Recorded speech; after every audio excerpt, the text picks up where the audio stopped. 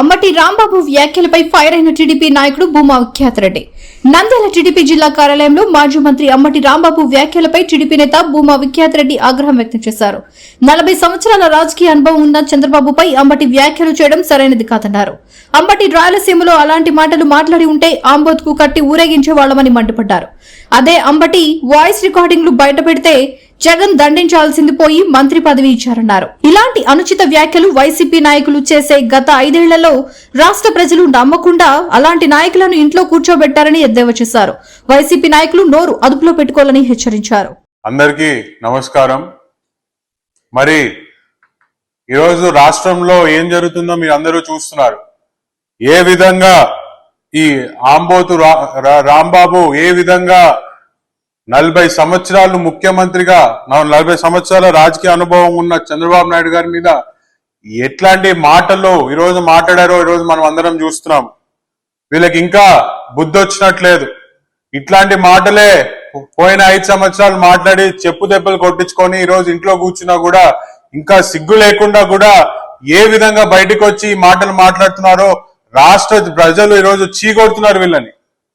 ఈరోజు చిన్నపిల్లల నుంచి కూడా ఈరోజు న్యూస్ చూసి అవగాహన తెచ్చుకోవాలని న్యూస్ చూస్తే ఇట్లాంటి బూతులు చూస్తుంటే నిజంగా అందరినీ చెడిపోయే పరిస్థితి. రాజకీయాల మీదే ఒక చిరాకు ఒక అసహ్యం కలిగిస్తున్న మాటలు ఈరోజు ఈ వైఎస్ఆర్సీపీ నాయకులు మాట్లాడే మాటలు. ఈరోజు అంబటి రాంబాబు ఇంకా అదృష్టవంతుడు. ఆయన ఎక్కడో పోయి ఇవన్నీ మాట్లాడినాడు. అదే గనక అంబటి రాంబాబు రాయలసీమలో గనక ఇట్లాంటి మాటలు గనక మాట్లాడుంటే ఆంబోతుకి చుట్టేసి ఊరంతా తిప్పేవాళ్ళమని చెప్పి కూడా నేను తెలియజేసుకుంటున్నాను.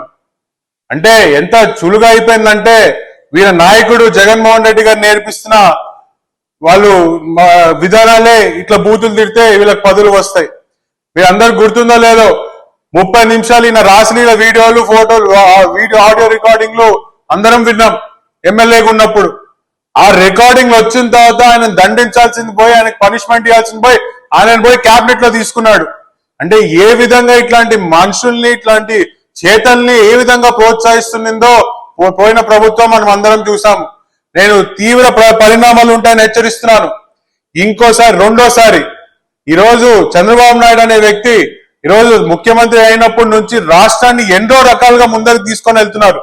ఈరోజు అభివృద్ధి విషయంలో అయితేనేమి, ఈరోజు కంపెనీల విషయంలో అయితేనేమి పథకాలు వైఎస్ఆర్సీపీ గవర్నమెంట్ ఇచ్చిన దానికంటే మెరుగ్గా పథకాలు ఇస్తున్నాము.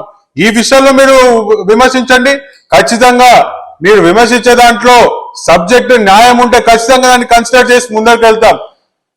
అంతేగాని నోటికి ఏదొస్తే అది మాట్లాడతామంటే చూస్తూ ఎవరమో ఊరుకోము.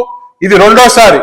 మూడోసారి గనక నువ్వు గనక మీ పార్టీలో గాని ఎవరైనా నోరు జారారు అంటే రాష్ట్రంలో ఏ ఒక్క వైసీపీ నాయకుడికి కూడా ఈరోజు సేఫ్టీ అనేది ఉండదని చెప్పి నేను తీవ్రంగా హెచ్చరిస్తున్నాను. 2 సార్లు భరించాం.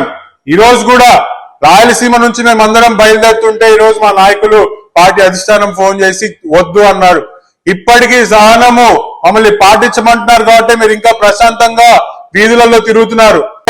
అధిష్టానం కూడా మమ్మల్ని ఆపలేదని చెప్పి మేము తీవ్రంగా హెచ్చరిస్తున్నాను. నోరు మాటలు మీరు హద్దులో ఉంటే మేము మా గడపలో ఉంటాం. మీ మాటలు హద్దు దాటితే మేము మా గడపలు దాటితే మీరు తట్టుకోలేరని చెప్పి కూడా నేను తెలియజేస్తున్నాను. ఈరోజు సిగ్గుండాలి.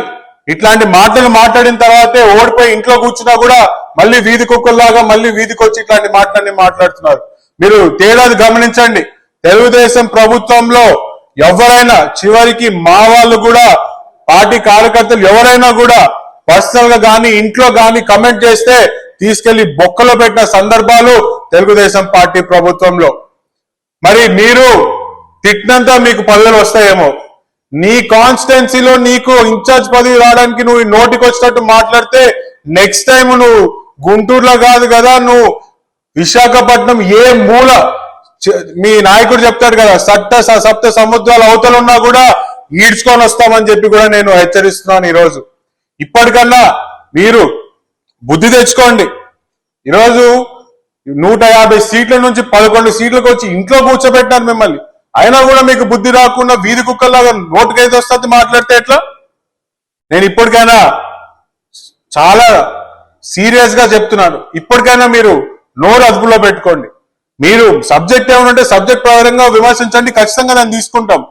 నోటికి ఏది వస్తే అది మాట్లాడితే ఇంతకు మించి మేము ఉపేక్షించేది ఉండదు అని చెప్పి కూడా ఈ సందర్భంగా స్పష్టంగా తెలియజేస్తున్నాను. వివిడి న్యూస్ టీవీని తక్షణమే సబ్స్క్రైబ్ చేసుకోండి. నోటిఫికేషన్ కోసం బెల్ ఐకాన్ క్లిక్ చేయండి. మరిన్ని అప్డేట్స్ కోసం ప్రతి ఒక్క కుటుంబానికి ఉచిత ప్రకటనలు వచ్చే విధంగా మీకోసం మీ ముందుకు వివిడి న్యూస్ టీవీని ఏపీ 5 నందు 99వ ఛానల్ మరియు యూట్యూబ్ నందు వీక్షించెదరు.